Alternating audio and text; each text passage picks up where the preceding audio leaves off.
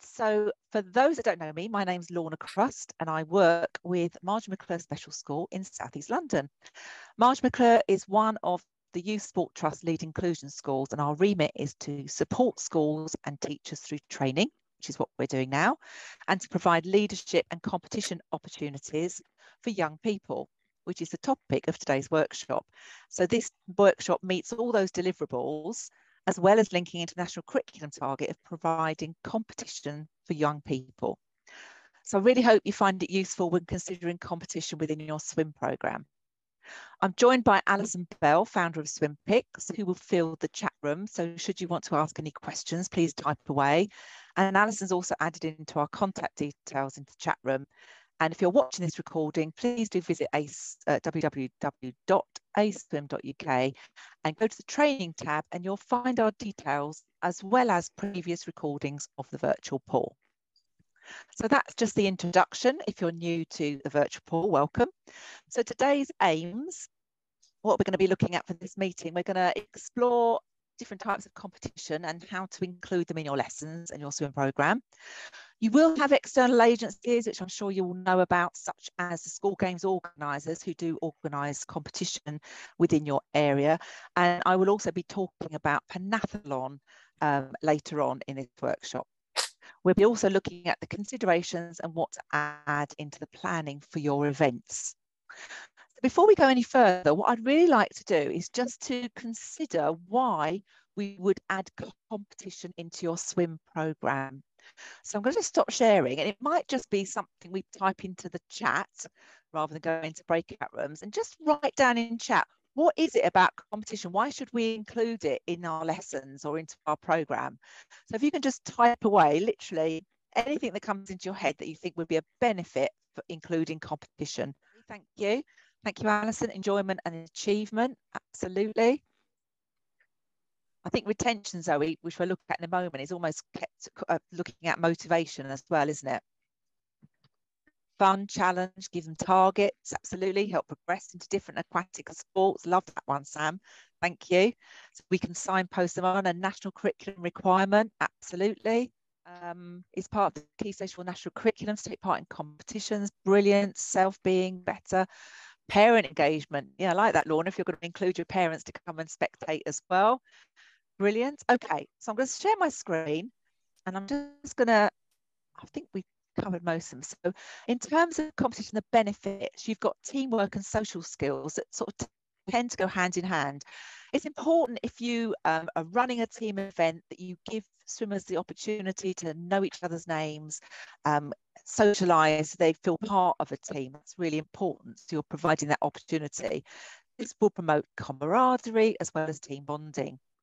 Linked in with this is self-esteem and belief, and it's worth adding a little bit of a negative, but always never underestimate how daunting competition can be for swimmers.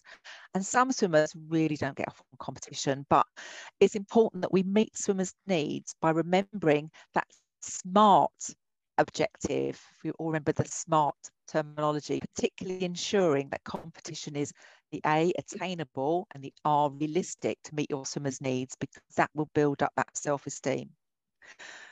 Motivations linked with that as well. How can we motivate, like Zoe mentioned in the chat about retaining swimmers? How can we retain them through competition by making it motivational? So for example, in our school, we hold an annual Pentathlon challenge gala, and our swimmers are highly motivated by pentathlon medals. If you've never been involved with pentathlon competition, their medals are something else. They're heavy, they're fantastic, Olympic standard, sort of. One child that we did it this May in our pentathlon challenge kept communicating for weeks to me about after the event that she wanted more races in subsequent lessons because A, she enjoyed them, she was motivated by the medal that she received at the end. So as well as considering the attainable and realistic goals I mentioned, consider rewards as well to keep swimmers motivated. So certificates, medals, house points will all help in competition, keep swimmers motivated. Leadership opportunities can be developed by giving swimmers roles within the event, for example, timekeeping, scoring, having the programme and acting as a whip or cheerleader. In my lessons, I actively engage any non-swimmers in leadership roles. So for example, if a swimmer can't swim, if it's an operation, marge McClure, then I might get them timekeeping, I might get them scoring, I might get them even leading on an activity and thinking of a warm-up that that child can do in terms of a competition. I have for many years run an integrated gala where we team up mainstream schools and special secondary schools. And within that event, I train up the sixth formers of the school that I'm using, the pool that I'm using, as leaders to help with the running of that event. So even external leadership can be promoted within a swim competition. The event can focus on development of strokes. So you're showcasing what they've done, what they've learned in terms of the strokes, and also the aquatic skills such as submersion or streamlining, which I'll explain in a little while. Competition can add variety to the lesson. So if you're adding a little competition at the end and you're contrasting, or even your warm-up, it's going to add a little bit of a spark to your lesson. It might be that you add competition at the end of your swim block to bring the program to a close. And finally, whatever competition you run, consider the flame ethos. So what's the flame ethos you're thinking? So at Marge McClure, the flame is embedded throughout our school. I've got it on my fleece here, if you can see that, because we've rebranded. We have a new school being built. We're moving to a new school in January, and they've actually rebranded the school logo. And our school logo now is this Flame Award, which is based on the Olympic and Paralympic values, and which underpins its flame ethos and is reflected in an acronym, I love an acronym, of PRIDE. And PRIDE can be linked to the expectations of competition for all taking part. So if you think about, so there's our flame logo, and these are our stars that represent the key stages. We've got the Wilkins star at the top. And this is PRIDE. So these are the Olympic and Paralympic values. So if you're thinking of running a competition, whether it be in your lesson, whether it be intra, we're going to talk about types of competition in a moment, the swimmers have got to represent personal excellence. So they've got to be able to try their best, do their best. It also relates to people helping, the leaders, the staff, all doing their best to make sure that respect and friendship value is instigated. So they're going to respect the rules of the gala, they're going to respect each other, they're going to respect the officials, and they're going to develop friendship, which will all motivate, if you think of the benefits of competition. Inspiration, so you can inspire others through performance, behaviour, attitude. And as I mentioned, the integrated gala, in fact, any of my galas actually, because I've run quite a few over the years, I try and get an elite swimmer, or in the past, Alison's provided a synchro team to inspire the swimmers and the spectators, and anyone involved with the gala. So I've had a child who used to come to Marge McClure who went on to represent Great Britain in the Special Olympics. And for many years, I've got him, start of the gala, doing a 4x1 individual medley. And it's really inspired swimmers to see this child performing to such a high level. Determination and courage. As I said before, many swimmers will be really nervous and will never have experienced a competition. So instilling that determination, you can do it, and be courageous is going to help them throughout their school career too. And finally, equality. So making sure your event is inclusive and is enjoyable. So that's the PRIDE acronym, which relates to your thoughts when you're organising a competition within your school. So looking at the types of competition, so you've got individual competition where you're competing against yourself. This is really ideal for the swimmers who perhaps are nervous about competition or get demotivated by competition. If they're just competing against themselves, that's going to release any pressure that they feel about competing. You can then develop that and evolve it into a head-to-head 1v1 competition, 2v2 leading into small teams. And then finally, you could organise an intra-school event. So that's within school. So if you've got houses in your school, they can compete against each other, but you're all within the same school community. You could organise an inter-school competition where you've invited another school, 2 schools or 3 schools, to compete against each other. And finally, the virtual competition really evolved during COVID when we couldn't meet face to face. And that's it. And it can be an individual, intra or inter, where you're recording the results and then collating a spreadsheet and then comparing them virtually with another school or with the houses in your team.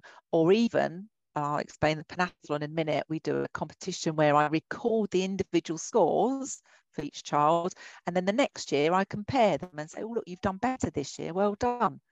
So and I'm just going to share with you a few ideas for competitions within your swimming lessons that can be individual, can build up head to head, and even you can do in slightly bigger teams.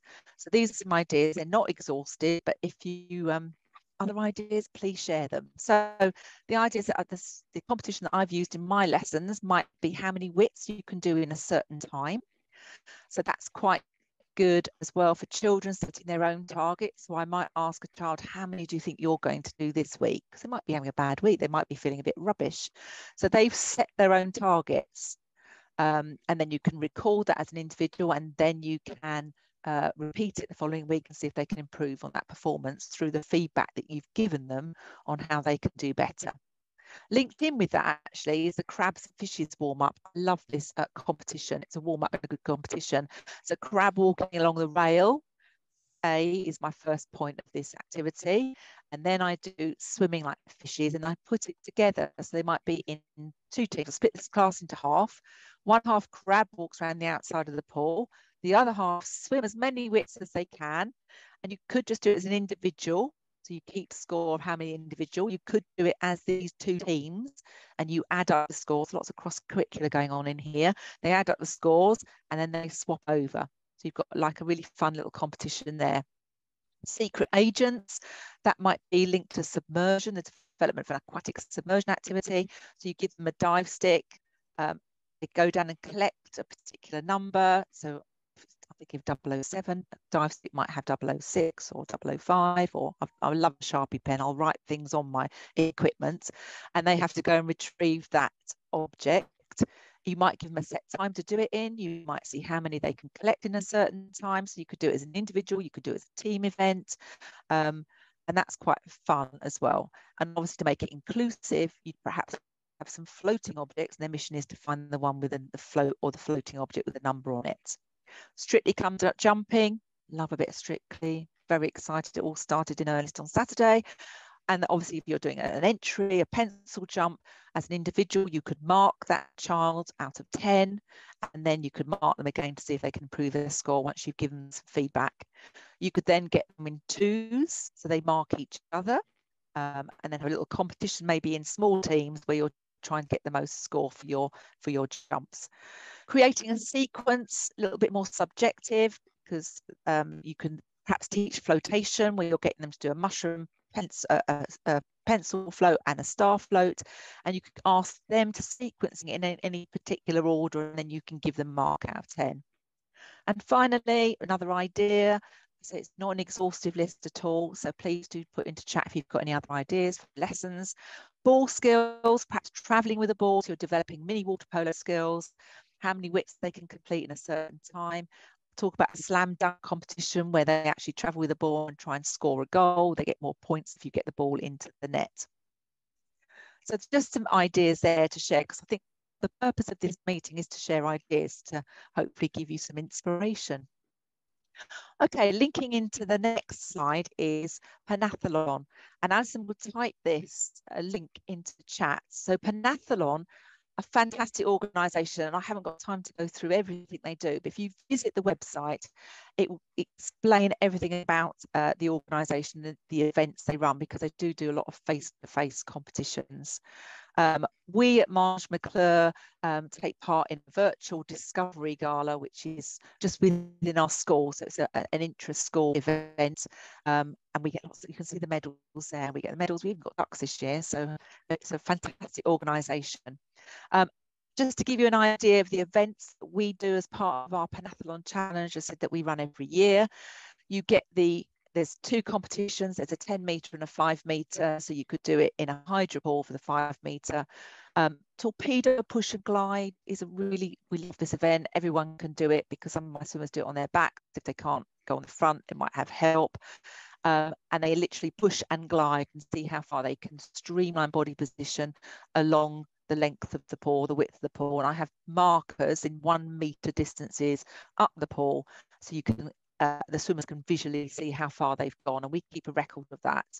As I say, it could be an individual competition where you just keep it for that personal score, or you could link it in with an intra and houses and collate scores, or you could do it virtually with another score and compare the results.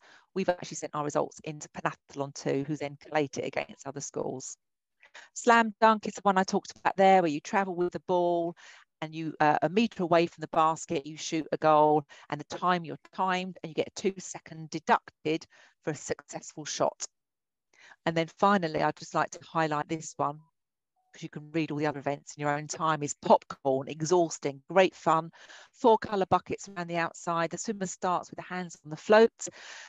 You have a helper throwing a colour ball into the middle. They go and retrieve the colour ball, put it in the right bucket, go back to the float, do it again until all 4 balls are used, and you've got a final score. So it's that's an exhausting one actually, but great fun to keep all those scores together. So pentathlon, well worth an explore if you don't know it. And I don't know the organisation, with lots and lots of activity ideas too.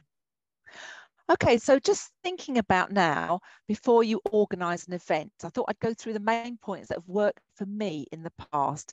But as I said, please do chip in, as I know we have a wealth of experience in this room and I'm not an expert.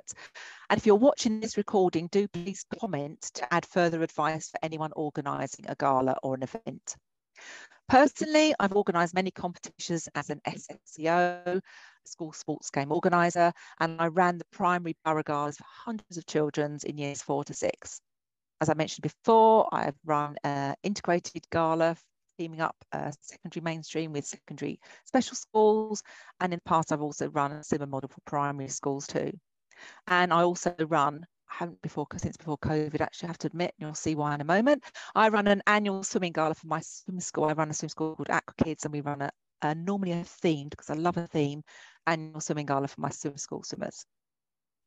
It's worth noting that these events are inclusive. I aim them at swimmers who do not necessarily belong to a swimming club. And whenever I run galas, my objective is I want swimmers to enjoy the experience by making it fun, getting them to make friends, shouting and cheering, and being motivated to compete in a non-threatening and supporting experience. But it's important to recognise that meticulous planning and considering everything will make the event run smoothly and achieve the benefits that we've talked about at the beginning of this workshop. So just a few things to think about is what age group you're going to aim for. So as I said, I organise the primary galas, and we focus on years 4 to 6. I have run primary galas for Key Stage 1 and 2. That's interesting. And you might then need to think about your staffing for that, depending on your age group. We've got a school in the borough I take my hat off to in Bromley, who run a gala every year for everybody in years 3 to 6. Great experience. So they really think about meeting the needs of all the swimmers through width races and length races and races with noodles, etc. Think about the communication with your staff. So do your staff know what's happening? That's going to make a smooth running of the whole event. Are children going to miss lessons? How's it going to impact the staff in your school? Or if you're a leisure centre, how are you going to get your staff involved? We'll look at particular roles in a moment. Engage your parents so they know what's expected of them. It might be you send out consent forms for photograph permission. It might be that you send out permission forms for travel to and through from the venue. If parents are going to spectate, how many are you going to allow in if you've got a restriction on numbers? And I also always tell my parents how hot it was on poolside to wear layers and bring lots of water. And finally, communication with your swimmers. Make sure they know what they're doing, what's expected of them if they're nervous. For example, I always have individual races that the children choose what they want to swim. And also, if they don't want to swim, these are medal events, they don't have to. So there's no pressure. You're trying to engage them in those team events where they're going to be supported by their team members. So communication is the key. I think communication is key for everything, actually, isn't it?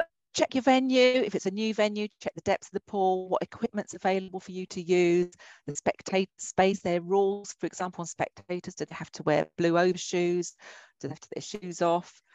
Changing facilities, how are you going to organise the changing of your swimmers? And I suppose as well, it's also, if you make inclusive, the access routes, if you've got steps to contend with, if you've got wobbly walkers or people with a disability. Transport to and from the event, how are you going to do that? Staffing, I'm going to look at staffing roles in a moment. Teams, organising your teams before, you might have already set up. You might decide, for my swim school, for example, I mix them up. So we've got different abilities within each team. Ordering certificates and medals that are going to be used for your gala. I'm not on commission here, but Running Imp is an amazing organisation for ordering medals. And finally, if you've been on my workshops before, you know I love the STEP principle. So please consider the STEP principle when you're organising any competition, whether it be in your lesson, whether it be, you know, an intra or an inter at a school event. So think about the space, think about your venue, is it accessible, the depth, think about the task. So if you're trying to get a swimmer, if it's a one-width freestyle event, are you going to adapt it to make it inclusive by adding a noodle, by adding some piece of equipment, linked in with equipment that's going to help that child take part and be attainable and realistic for them and motivational. The equipment that you need if you're doing a themed event, Alison and I both love a themed event. So for example, when I've had my Harry Potter galas, I use the pop lacrosse sticks you might have seen. They're my Quidditch sticks and they go and swim and collect up a ball. That's my Quidditch relay. So that's the equipment I need. And finally, the people. Do you need people in the water to support perhaps our weaker swimmers or your weaker swimmers? Do you need leaders in the water to support the swimmers? And just to show you the STEP principle visually, this is the integrated gala that I organise. You can see the STEP principle for space. I've put lane dividers in. And for space, I've got my leaders halfway through to stop the swimmers going right up to the deep end. You might, for space, if you're organising a whole school event, it's really problematic getting lane ropes in and out. So if you're doing width races, you might decide to do a width race going up the length and just doing that half length, just from an organisational point of view of not having to get these lane ropes. These ones are quite tricky if they're on a big wheel. The task is to travel to collect a float and to bring it back to the sides. They're a collection relay. The task is for some swimmers, it's very inclusive. So you've got some swimmers who perhaps not as competent. They're sitting on the raft, so they're being pushed by their teammates. So the people, we've got a mix of secondary mainstream and secondary special schools teaming up together to work together. And we've got our people, we've got our leaders in the water. I also had a starter, I also had placings, I also had first aid and numerous roles, which I'm going to talk about now. So on the day, think about the roles that you need, a starter to start the racings and also a starter to check that the swimmers are in the right place, in the right lane. Placings. So I talked about my swimmers doing an individual race, a 25-meter race at the end, and they choose what they want to do, what they want to swim. So my placings put on a medal at the end of the race. They automatically get a medal. So I normally have a bronze, silver, gold medal, and then a participation medal, so it's of a different colour. So they get them straight away. Scorer, so they're keeping tally of the results, so they can record the winner, the winning team at the end. Team managers, I think they're crucial to promote that friendship and respect and motivating swimmers. Your announcer, first aider, lifeguard, and obviously leaders. So it's a massive job if you're organising a gala, but if you've got everyone in place, you've communicated with them, it's going to work. Team manager information, I'm very particular. I have a clipboard and my team manager for each team would have a list of the swimmers in their team. I also put down how many races they've swimming. I try and get them at least swimming 3-4 races. And then also by the side, I might put a W for width swimmer, which means a weaker swimmer as well, compared to a length swimmer. That means if you've got a child away, they can sub somebody in, perhaps who hasn't swum as many races as somebody else, to make it fair and inclusive. In that team information sheet, I've also put the list of events and who's swimming when and what, and also a really clear communication on what each race involves. I also blow up A3 sheets, program of events, so each team will have who's swimming in what race, because there's nothing worse. If you've ever run a gala with the children in your ear going, when am I swimming next? What am I doing? If you can point them and signpost them to the sheet, A3 sheet, so it's really clear on the wall, then you won't get bombarded with questions. I also do that in the spectator area as well, so parents know what's happening. And I also make a programme for the parents too. I don't necessarily put the names of the children just because in case there's any changes. I have team areas, so I might put colours up so it's really clear where they're sitting, where their team base is. Individual races I've explained about, where the children choose what they want to swim for the individual race is an idea, just an idea.